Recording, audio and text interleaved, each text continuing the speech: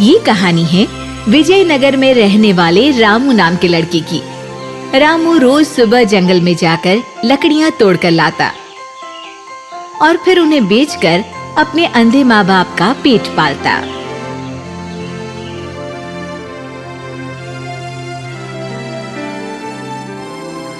ये रामू का रोज का काम था। आज भी जंगल में पहुंचा और सूखा हुआ पेड़ ढूंढने लगा।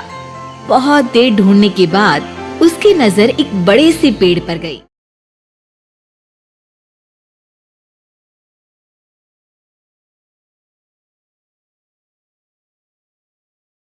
ये कौन सा पेड़ है? मैंने तो ऐसा पेड़ पहले कभी नहीं देखा। चलो छोड़ो, आज के लिए कोई पेड़ मिला तो सही। मुझे तो लगा था आज के दिन भूखे पेट ही सोना पड़ेगा। रामू अपनी कुल्हाड़ी लेकर उस पेड़ पर वार करने ही वाला था, तभी एक जोरदार आवाज सुनाई दी। रुको! रामू डरकर यहाँ वहाँ देखने लगता है। कौन है? कौन है? किसने आवाज लगाई मुझे? अरे बोलो ना भाई। रामू कुछ देर यहाँ वहाँ देखता है और जब उसे भरोसा हो जाता है कि वहाँ कोई नहीं है, वो फिर से अपना काम करने की सोचता है। लगता है थकान की वजह से मुझे वहम हो रहा है। जल्दी जल्दी इस पेड़ को तोड़ता हूँ और लकड़ियाँ लेकर व्यापारी को भेज देता हूँ। रामू फिर से अपनी कुल्हाड़ी से उस पेड़ पर वार करने जाता है और इस बार ज्यादा जोर से उसे वो आवाज सुनाई देती है। अरे रुको, कहाँ ना? इस बार रामू को पेड़ में एक इंसान की शक्ल नजर आने लगती है और रामू के हाथ से कुल्हाड़ी वहीं गिर जाती है। वो डर के मारे पीछे पीछे जाने लगता है। देखिए भूत जी, मुझे माफ कर दीजिए। मुझसे बहुत बड़ी गलती हो गई। मुझे नहीं पता था कि आप यहाँ रहते हैं, वरना मैं ऐसा कभी नहीं करता। उस पेड़ से एक तेजस्वी रोशनी बाहर आती है और वो पेड़ गायब होकर वहाँ एक देवता दिखाई देने लगता है। अरे रामू, मैं कोई भूत वूत नहीं हूँ, बल्कि मैं एक स्वर्गलोक से आया शापित गंधर्व हूँ, जो आज तुम्हारे कारण शाप से मुक्त हो गया। क्या? मेरी गलती के लिए मुझे माफ कर दीजिए गंधर्व महाराज। अरे माफी नहीं, आज मैं तुम्हें वरदान दूंगा। क्या वरदान? हाँ, देखो रामू, मैं ये बात जानता हूँ कि तुम बहुत गरीब हो, अपनी जिंदगी में दुखी हो। मैं तुम्हें एक जादुई मंत्र दे सकता हूँ, जिसे कहते हैं उल्टा पुल्टा मंत्र। उल्टा पुल्टा मंत्र? हाँ, इस मंत्र के उच्चारण से तुम्हारी जिंदगी अब जैसी है उसके बिल्कुल उल्टी हो जाएगी। मतलब तुम अमीर और सुखी हो जाओगे। सच में?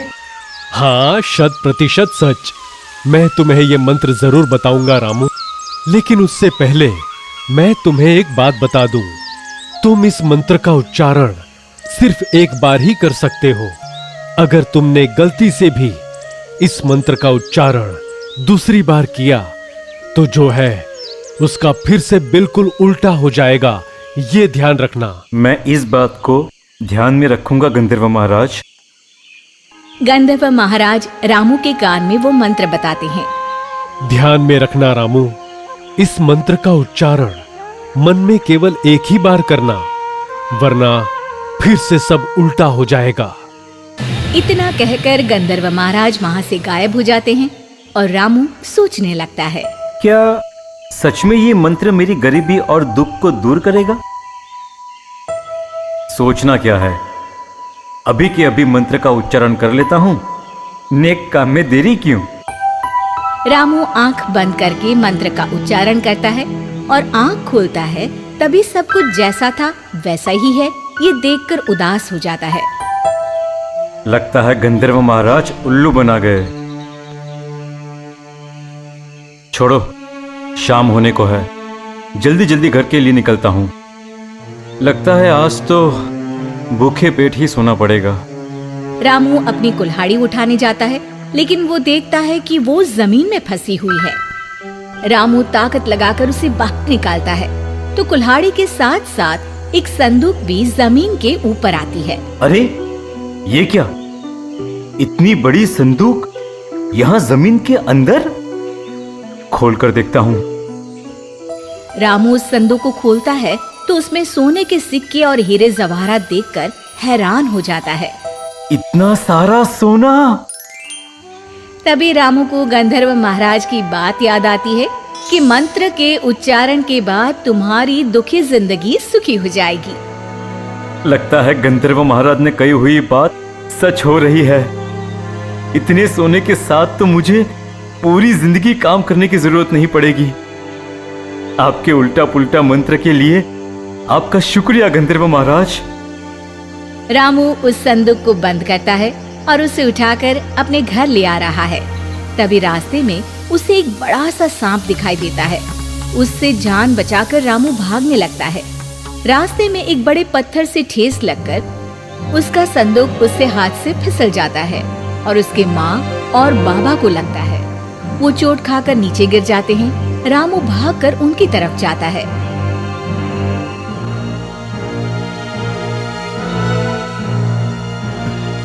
माँ, बाबा, आप ठीक तो है ना? आपको ज्यादा चोट तो नहीं आई ना?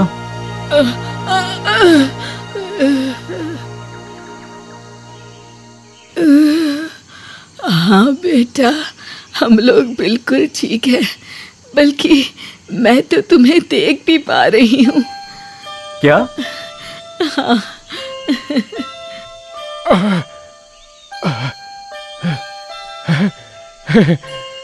मैं भी तुम्हें देख पा रहा हूँ बेटा। क्या सच में बाबा? ये तो चमत्कार है बेटा, चमत्कार। हाँ बाबा, सही कहा आपने। रामू को गंधर्व महाराज की बात याद आती है कि मंत्र के उच्चारण के बाद अभी जो तुम्हारी जिंदगी है उससे बिल्कुल उल्टी हो जाएगी। इसके बाद रामू की जिंदगी जैसे बदल सी गई। उसने एक बड़ा सा घर लिया, खुद का कारोबार शुरू किया।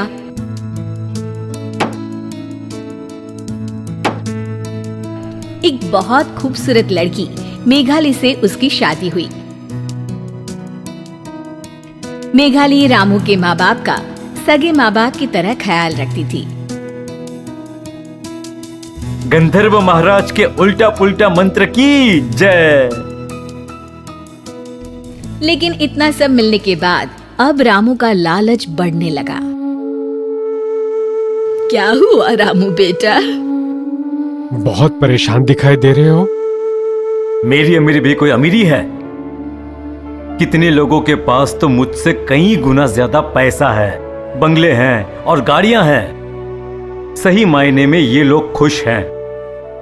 बेटा, एक बात हमेशा ध्यान रखो, पैसा होना और खुश रहना ये दो बिल्कुल अलग अलग बातें हैं। जो है उसमें खुश रहना सीखो बेटा। हाँ बेटा, देखो तुम यहाँ तक अपनी कड़ी मेहनत और लगन से पहुंचे हो और इसी तरह मेहनत करते रहे तो एक दिन तुम चाहो उस मकाम तक पहुंच जाओगे। दुनिया में किसी को भी समय के पहले और जरूरत से ज्यादा कुछ नहीं मिलता। माँ, बाबा, आप अपनी बिछड़ी सोच अपने पास रखिए। मैं आपकी तरह सोचूंगा तो जिंदगी में कभी कुछ नहीं बन पाऊंगा। पिछड़े ही सही बेटा, लेकिन हमारी सोच 100% सही है। बाकी तुम जानो।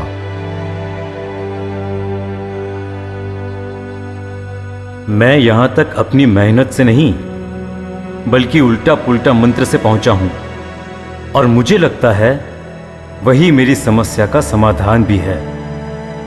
मुझे लगता है कि मुझे फिर एक बार उस मंत्र का उच्चारण करना चाहिए, फिर मैं और ज्यादा अमीर हो जाऊंगा। रामू को गंधर्व महाराज की चेतावनी याद आती है कि इस मंत्र का दूसरी बार उच्चारण नहीं करना। मुझे नहीं लगता कि एक और बार मंत्र का उच्चारण कर लूं तो इतनी बड़ी आफत आएगी।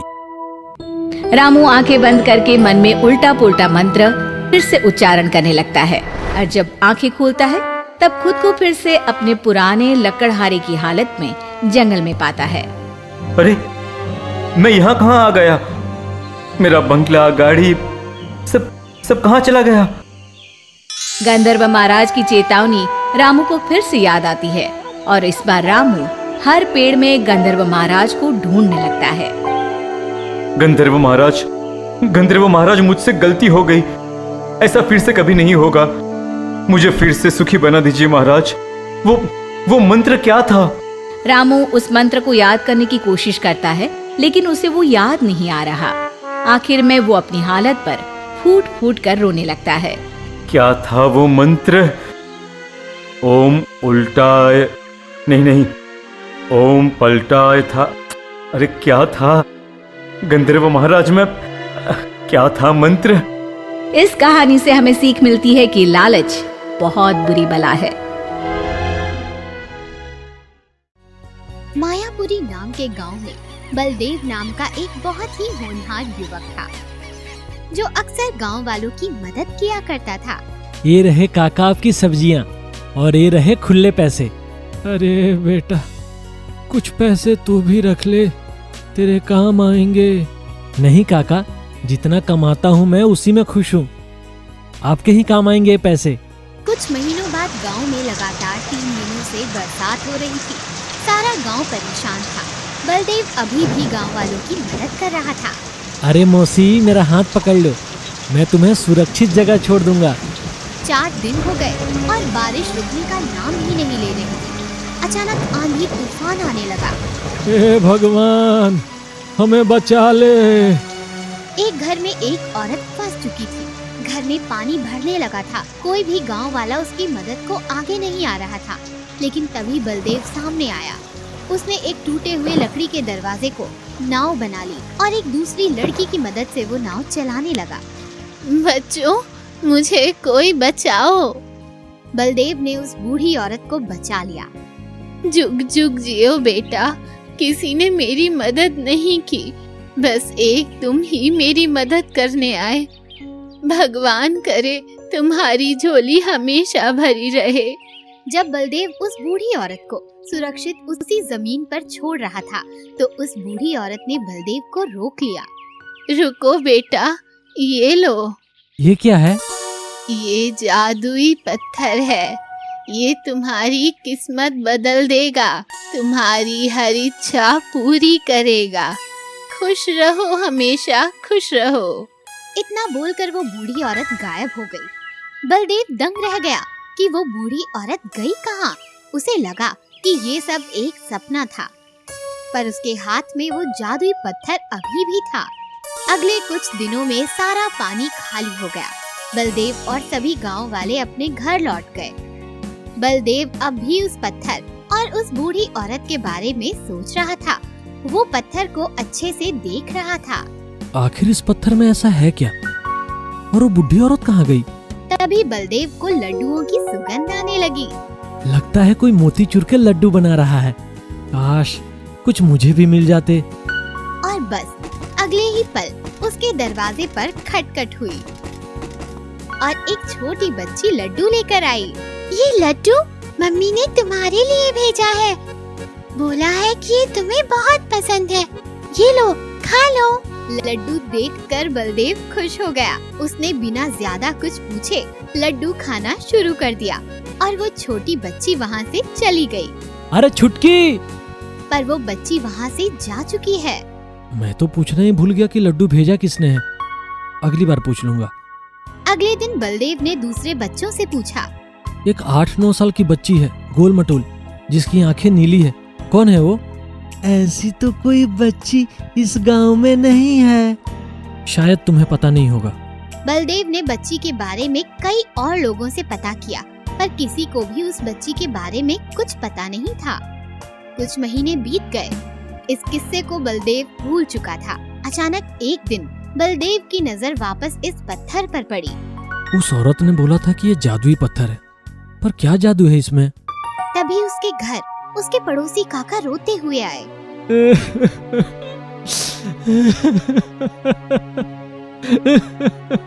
क्या हुआ काका, आप रो क्यों रहे हैं? मेरी गाय चोरी हो गई। अब मैं कैसे अपना घर चलाऊंगा? फिक्र मत कीजिए काका, आपकी गाय लौट आएगी। इस वक्त भी वो जादुई पत्थर बलदेव के हाथ में था। वो काका को समझा ही रहा था कि उन्हें गाय की आवाज आई और वो दोनों बाहर गए। शायद ये आपकी गाय है, मुझे जंगल के पास मिली। काका ने अपनी गाय को गले लगाया और बलदेव उस गाय लौटाने वाले के पास देख ही रहा था कि अचानक वो व्यक्ति चलते चलते गायब हो गया। बलदेव चौंक गया, उसे समझ नहीं आ रहा था। काफी देर तक बलदेव उस बूढ़ी औरत, उस बच्ची और उस आदमी के बारे में सोचता रहा। उसे समझ आ गया, ये सच में जादुई पत्थर है। इसका मतलब वो बच्ची जिसने लड्डू लाए और ये आदमी जिसने गाय लौटाई, वो असल में है ही नहीं। ये पत्थर मेरी सब इच्छा पूर्ण करेगा। ठीक है, मैं इसे आजमाता हूँ। मेरी इच्छा है कि अभी बारिश हो। और बस तुरंत बाहर बारिश का शोर होने लगा। अरे, ये बिन मौसम बरसात कहाँ से आ गई? बारिश देखकर बलदेव बहुत खुश हुआ।